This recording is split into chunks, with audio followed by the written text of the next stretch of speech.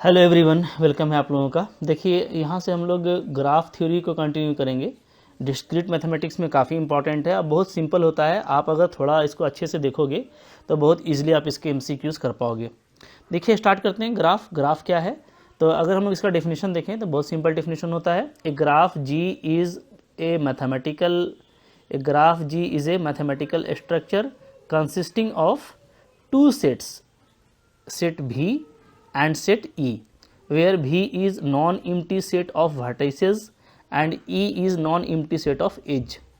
देखिए, जब भी आप कोई ग्राफ बनाते हैं, जैसे मान लीजिए कि मैंने एक ग्राफ बनाया, राइट। देखिए, ये मेरा कोई ग्राफ है, तो डेफिनेटली क्या है, ये हम यहाँ पे हम लोग देख रहे हैं कि ये जो है ये वर्टिसेस है, राइट। और ये क्या है, ये मेरा एज है।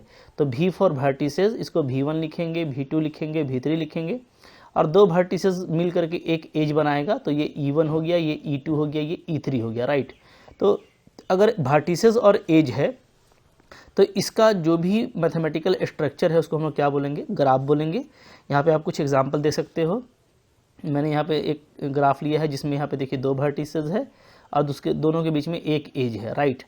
इसको अगर आप देखोगे तो अगेन यहाँ पे आप देख सकते हैं कि V1, V2, V3, V4, V5, यहाँ पे आपको 5 वर्टेक्स दिया हुआ है।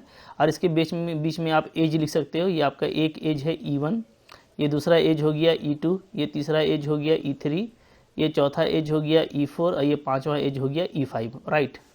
इस तरीके से आप यहाँ पे देख पा रहे हैं। यहाँ पे भी अगर आप देखेंगे तो यहाँ पे भी देखिएगा तो वर्टेक्स मैं लिख देता हूँ, ये आपका V1 है, राइट। ये आपका V2, ये आपका V3। और यहाँ पे आप देखोगे तो यहाँ पे एक जो है ये लूप है। अभी हम लोग इसका डेफिनेशन पढ़ेंगे, तो इसको मैं एक नाम देता हूँ E1। ये दूसरा है आपका E2, यहाँ पे 3 एज है, E3 है, E4 है, E5 है, और ये आपका हो गया E6। तो कुछ बातें यहाँ पे आपको समझनी है कि आपका जो एज है वो लूप भी हो सकता है, यानी इस तरह से लूप वाला एज भी हो सकता है, और दो वर्टेक्स के बीच में एक से ज़्यादा एज भी हो सकता है, जैसे यहाँ पे आपको दिख रहा है, ठीक है। तो इस तरह का ग्राफ होगा जो वर्टेक्स और एज के हेल्प से बनाया जाएगा। अब इसके हम लोग कुछ टर्मिनोलॉजी को देखेंगे, कुछ टर्म्स इस्तेमाल किए जाते हैं तो उसका क्या क्या मतलब है, ठीक है। देखिए, सबसे पहले आपका आ रहा है trivial graph. What is trivial graph? जैसा इसका नाम है, याद रखिएगा ना कि ग्राफ थ्योरी में जो डेफिनेशन है ना, वो उसके नेम से, जो भी डेफिनेशन है वो उसके नेम से ही पता चल जाता है। थोड़ा सा अगर आप ध्यान रखेंगे तो जो नाम है उसी से आप उसका डेफिनेशन लिख सकते हो।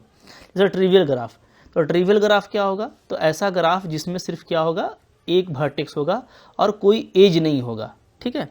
जैसे देखिए एग्जांपल दिया हुआ है, सिर्फ एक वर्टेक्स है यहाँ पे V1, ठीक है, ये V, और कोई एज इससे जुड़ा हुआ नहीं है, तो ये आपका ट्रिवियल ग्राफ हो गया। दूसरा है आपका नल ग्राफ। नल ग्राफ क्या है? तो graph consisting in vertices but no as.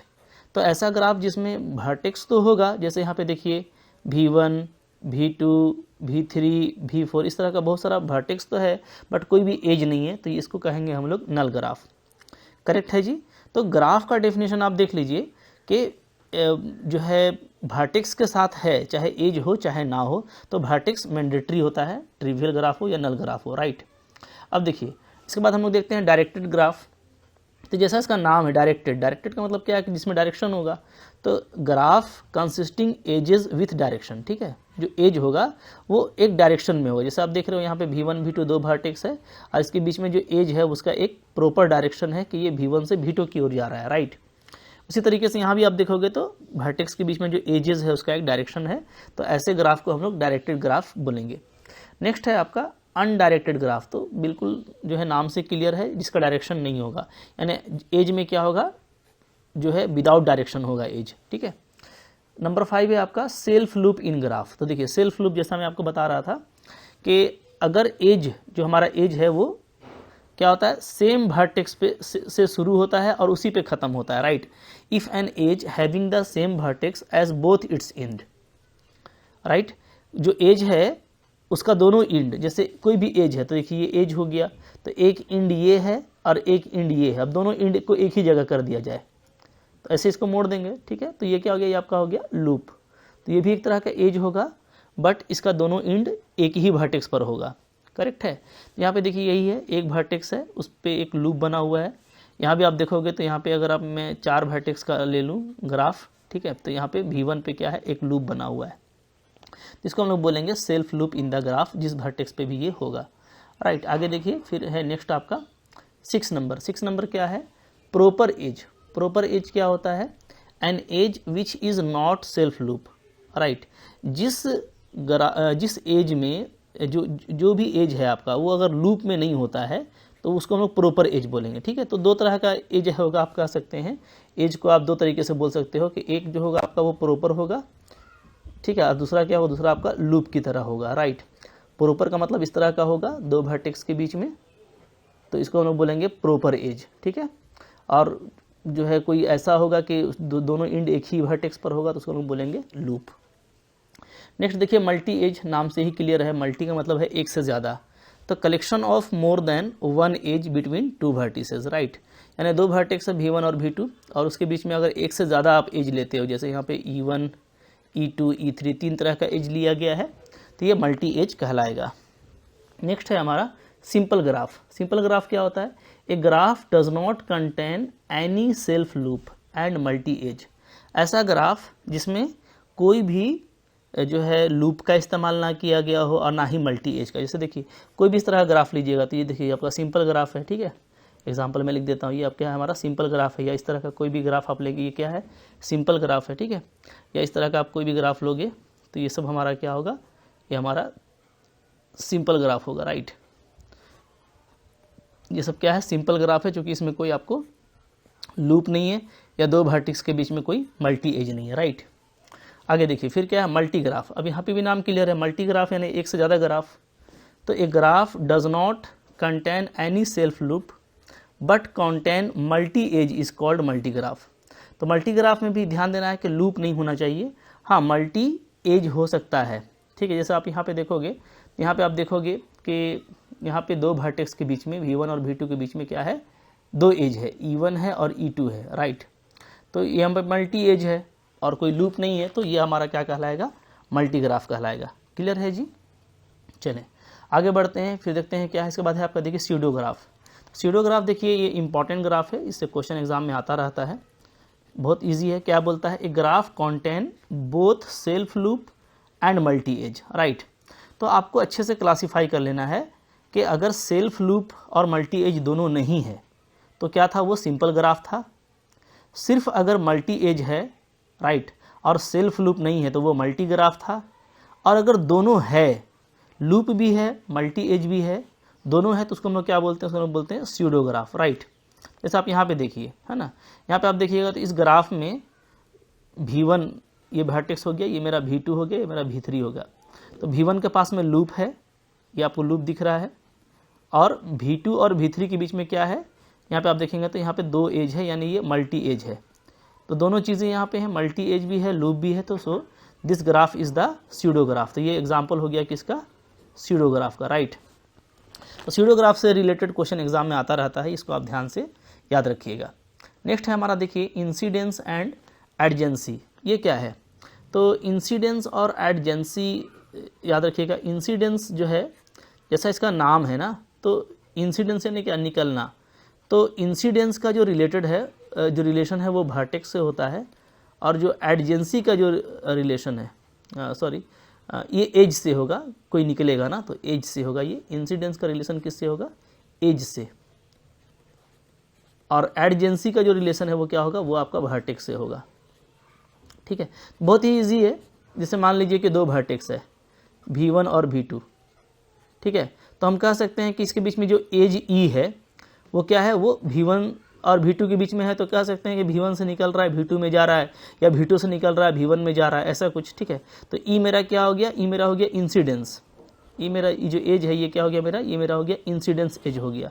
जबकि V1 के बाजू में V2 है, तो V1 और V2 क्या कहलाएगा? एडजेसेंट वर्टेक्स कहलाएगा। ठीक है, यही चीज़ है। Let E be an edge joining two vertices V1 and V2। यहाँ पे दिख रहा है आपको फिगर में ये वाला। ठीक है, V1 और V2 के बीच में V1 और V2 दो वर्टेक्स है, बीच में कोई एज E है, तो E को क्या बोलेंगे? इंसिडेंस बोलेंगे of V1 and V2। Right, as को। और जो वर्टेक्स उसको हम लोग क्या बोलेंगे? कि ये दोनों एडजेसेंट वर्टेक्स है। तो ये बहुत कॉमन चीज़ है, बिल्कुल आप नाम से भी समझ सकते हो। ठीक है, चलें आगे देखें।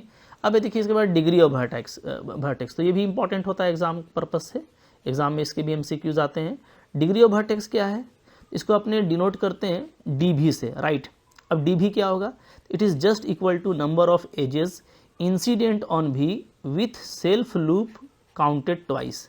तो याद रखिएगा किसी भी वर्टेक्स से जितना भी इंसिडेंट हो रहा है, ठीक है, जैसे मान लीजिए ये 1 एज हो गया, ये 2 एज हो गया, ये 3 एज हो गया, राइट।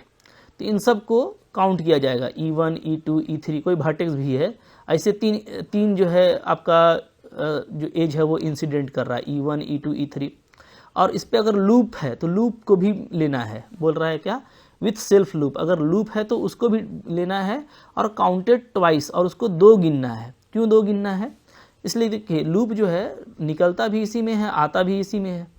तो हम ऐसे बोल सकते हैं कि एक्चुअली जब आप देखेंगे तो V पर जो इंसिडेंस है वो इस तरह का दिखेगा आपको, 1 2 3, और यहाँ पे लूप के लिए ऐसे ऐसे। तो इसको 2 गिनेंगे क्योंकि इसी से जा रहा है, इसी से निकल रहा है, इसी में आ रहा है, इसी से जा रहा है, ठीक है। तो इस तरीके से इस वर्टेक्स के लिए अगर हम लोग इसका डिग्री लिखें तो डिग्री क्या हो जाएगा, तो डिग्री इसका हो जाएगा 1 2 3 4 5, मतलब उस वर्टेक्स से कुल कितना जो है इंसिडेंस हो रहा है, राइट।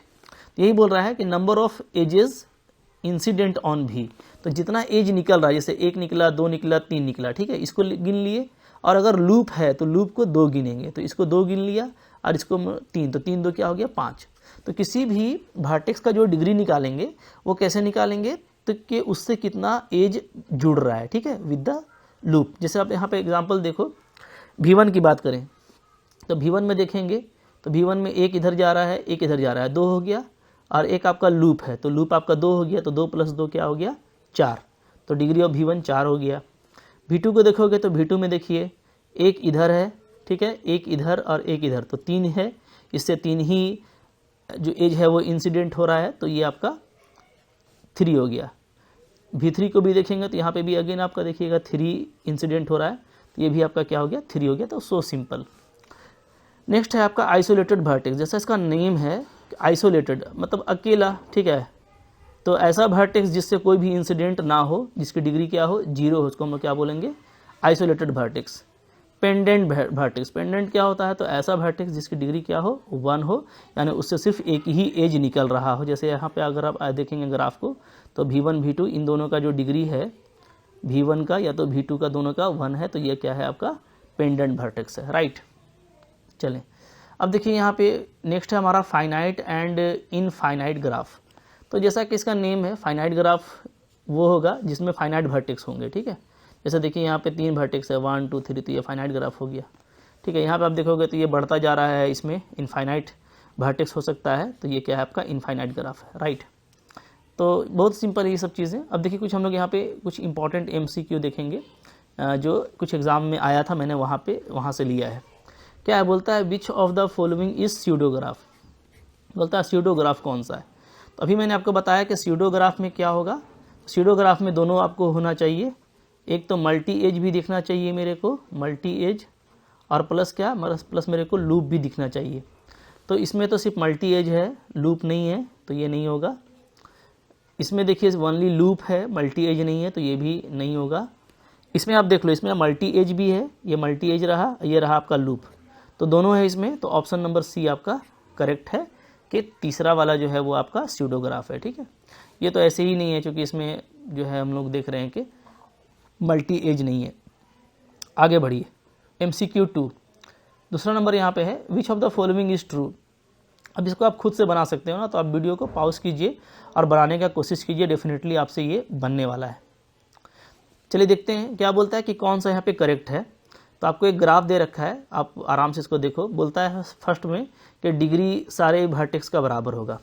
अगर मैं डिग्री निकाल लूँ यहाँ पे तो देखिए डिग्री ऑफ जो V1 है, ठीक है, तो V1 से कितना इंसिडेंट हो रहा है, तो आप देखिएगा 1 2 और 3, तो 3 हो रहा है, तो इसका तो डिग्री 3 है। V2 का भी देखा जाए इसी तरीके से, तो यहाँ पे भी आप देखोगे 3 है, 1 2 और 3 इंसिडेंट हो रहा है। V3 का भी अगर आप देखोगे तो इसी तरीके से यहाँ पे भी 3 है, 1 2 और 3, तो ये भी 3 है। अच्छा V4 का अगर मैं निकालूं तो V4 का क्या होगा, V4 का देखिए ये 1 हुआ, ये 2 हुआ, ये 3 हुआ, और इसके लूप के लिए 2, ठीक है, तो टोटल कितने हो गए 5। तो यहाँ पे 3 + 2 है यानी 5 है। तो जो करेक्ट ऑप्शन यहाँ पे है, चूँकि आपको पूछा था कौन सा ट्रू है, तो सबकी डिग्री बराबर है, ये नहीं हो सकता। V4 की डिग्री सिर्फ 4 है, ये भी नहीं है। यही आपका जो है करेक्ट ऑप्शन है। यहाँ पे अगेन वही लिखा है कि सबकी डिग्री 3 होगी, तो वो तो है नहीं, ठीक है। चलिए तो देखते हैं इसके बाद फिर नेक्स्ट देखिए क्या है यहाँ पे। देखिए यहाँ पे नेक्स्ट MCQ है, MCQ 3, राइट, ओके। तो इसको भी आप देखो क्या है यहाँ पे, बोलता है कि विच of the following is not true, कौन करेक्ट नहीं है। एक आपको यहाँ पे ग्राफ दे रखा है, फिर से डिग्री का ही है, तो बहुत सिंपल है, ये आपके लिए होमवर्क रहेगा। आप इसको करके मेरे को कमेंट करना कि क्या करेक्ट है, ठीक है। बहुत सिंपल है, अब आप फाइंड आउट कर ही सकते हो कि किसकी डिग्री कितनी है, ठीक है।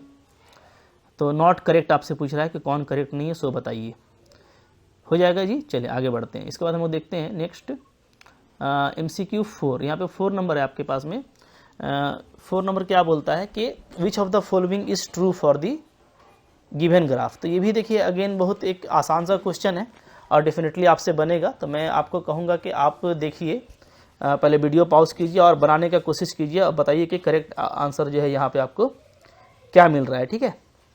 चलिए तो देखते हैं यहाँ पे, जैसे आपने बना लिया होगा, बोलता है कि ये एक स्यूडो ग्राफ है, ठीक है। Which of the following is true, true बोल रहा है। तो अब आप देखोगे ना कि इसके पास में मल्टी एज भी है, राइट, और क्या है, और लूप भी है, तो ये स्यूडो ग्राफ तो है, ठीक है। आगे देखिए, degree of V3 is 4। V3 का देखें तो यहाँ पे 1 है, यहाँ पे ये 2 इंसिडेंट और 2 लूप का, तो 4 हो गया, ठीक है, बिल्कुल सही है। V4 is an isolated vertex, तो सही है, V4 के साथ में कोई एज नहीं है, तो ये आइसोलेटेड वर्टेक्स है, ये भी बिल्कुल करेक्ट है। और ऑल इज़ करेक्ट, तो ये यहाँ पे चौथा ऑप्शन जो है वो आपका करेक्ट होगा। तो इस तरीके से आपको एग्जाम में बनाना होता है। तो बहुत सिंपल क्वेश्चन आता है, देख पा रहे हो आप, ठीक है। ऐसे ही क्वेश्चंस एग्जाम में आते हैं, तो कोई इशू नहीं है, डेफिनेटली आप कर पाओगे, ओके। इसी तरीके से आप करते रहना। तो आई होप आपके लिए आपको ये अच्छा लगा होगा। अच्छा लगा तो लाइक कीजिएगा, चैनल पर नए सब्सक्राइब कीजिए, ठीक है। पूरा डिस्क्रिप्ट आपको इसी तरीके से मेरे एप्लीकेशन पे मिल जाता है, चाहो तो आप वहाँ से इसको कवर कर सकते हो, ठीक है। आपको लिंक मेरा डिस्क्रिप्शन में मिल जाएगा। Thank you very much.